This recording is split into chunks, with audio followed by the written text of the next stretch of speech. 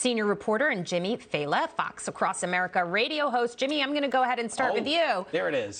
Your reaction to this, a lot of people said it might have been staged. I don't think it was staged. You could see there was real anger there. But the fact that this happened on the stage at the Oscars, I mean, it was shocking. I mean, it was so exciting, it actually woke up the audience. Right. That was the most boring Oscars. Most people haven't heard of any of the movies that were winning. No one has any idea. That was the fascinating part of the whole thing, is the slap looked fake. Right. But the aftermath, the emotion looked like, you know what I mean, looked genuine, and everybody was like really dialed in. But it was so fascinating that the crowd was actually on Will Smith's side, because that's what a sociopath you have to be to survive in Hollywood, is you just cheer for the guy who's winning. He won an Oscar, so they're like, hey, we love this guy, which is how they kind of rode along with Harvey Weinstein for 20 years, till it wasn't expedient to do so. But I just love that you came to me first, because you're like, Jimmy, you're a guy a lot of people want to smack in the face. That lead off here.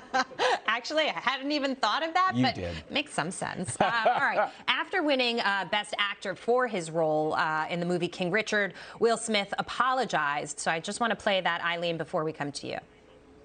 I want to apologize to the Academy. I want to apologize to all my fellow nominees. Love will make you do crazy things. Hope the Academy invites me back. Thank you. Eileen, love will make you do crazy things. Not, I'm sorry, that was wrong. Chris Rock, I'm sorry, he was omitted from the apology list there. Your thoughts? That's right, Jackie. He apologized to everybody but to the person who he assaulted on camera, which was Chris Rock. So a lot of people are left unhappy by that half apology. And the Academy is taking this very seriously. They announced today that they're condemning Will Smith's actions and that they're going to do a formal review. So he said in that speech right there that, you know, he hopes that he's invited back, and that remains to be seen. Eileen, do you think that they should take his Oscar back because of his behavior? That, I think, actually would be taking it a bit too far. And I say that because there are other people that haven't been held accountable for their actions. People I saw on social media brought up Harvey Weinstein. Their Oscars haven't been taken away. So why should Will Smith's? You know, I think that perhaps there could be some other ways, and it's just maybe not inviting him back next year, or perhaps providing more security at the Oscars next time. Right. It's something like that. You do have to, I mean, you can't just let this go completely without incident. But I'm going to take this one step further, because you're going to love this. On CNN, an analyst said this. So did, like, anyone walk out after that happened, or are we getting an independent psychological case study on how Trump got normalized? No, I'm sorry. The analyst asked this on Twitter.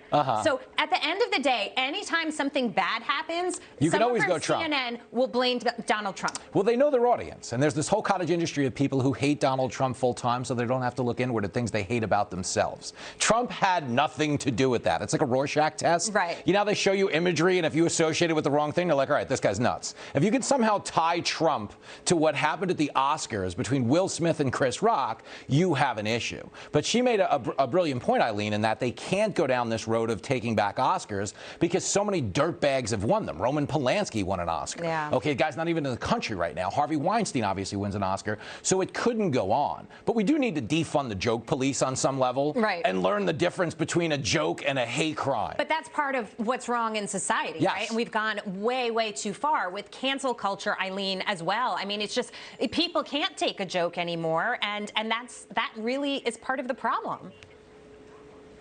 Absolutely, but I think that actually this joke might pay off for Chris Rock more than he imagined, because if you look at Taylor Swift and Kanye West and the stunt that happened at the VMAs, their careers only catapulted after that. So I believe that Chris Rock actually might, you know, get a little bit more ticket sales in his stand-up comedy shows after this. I think you're probably right. And Jimmy, I want to ask you, because there were reports that the police were called to the scene because you had an actual assault there, and that Chris Rock was a gentleman about it, and he didn't press charges. I've met Chris Rock a lot. I've opened for his brother. I've opened for him. He's like the coolest guy in the world. Chris Rock does not care. Like, he'll get a story out of this. He will laugh out of this.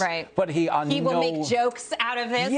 Like on no level does he actually care, because it's great forever. He has so much mileage out of this. But all I wanted to say, she invoked Kanye, is free Kanye. Think about this. Kanye's not allowed to go to the Grammys because he might do something weird. But Will Smith assaults the guy, and they're like, here's a trophy. Like, how is that a thing? Let Kanye out. Oh my God, that is hysterical. And you're right. Eileen, I'll give the last word to you here because a lot of people did watch the Oscars, but we've been seeing viewership drop off because to a certain extent, it's expected that they'll be a little woke. Right. Well, I think that that's going to change a lot of things next year because a lot of people, at least from what I've seen on social media, have been saying, wow, I thought the Oscars were very boring. I didn't expect a WWE SmackDown in the middle of it. So I think they might see the viewership go up a little bit more next time. Yeah, we'll be watching. Eileen Reslin and Jimmy Failla, thank you so much. There it is. All right, we'll be right back.